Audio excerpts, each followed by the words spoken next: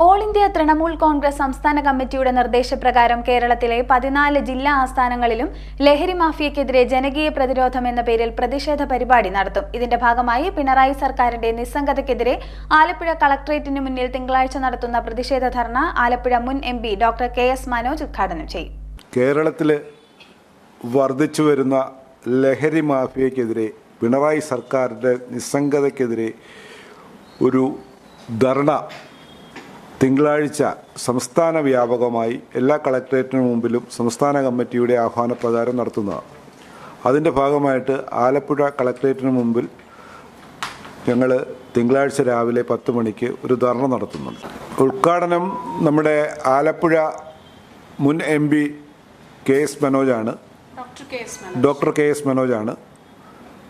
മുഖ്യപ്രഭാഷണം സാമൂഹിക രാഷ്ട്രീയ രംഗത്തെ പ്രമുഖ വ്യക്തികൾ പങ്കെടുക്കുന്നുണ്ട്. മേലധ്യക്ഷന്മാർ വരുന്നുണ്ട്. തൃണമൂൽ കോൺഗ്രസിൻ്റെ തന്നെ സംസ്ഥാന നേതാക്കന്മാർ പങ്കെടുക്കുന്നുണ്ട്.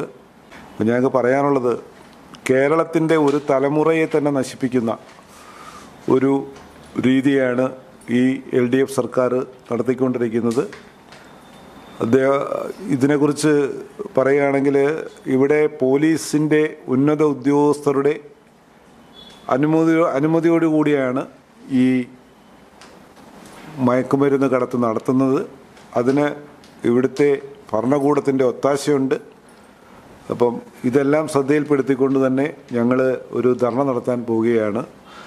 ഈ തൃണമൂൽ കോൺഗ്രസ് സംസ്ഥാന വ്യാപകമായി കേരളത്തിൽ മൊത്തത്തിൽ ലഹരിക്കെതിരെ നടത്തുന്ന ഒരു സമര പരിപാടിയുടെ തുടക്കമെന്ന രീതിയിലാണ് ഈ കൂട്ടുധർണ നടത്തുന്നത്.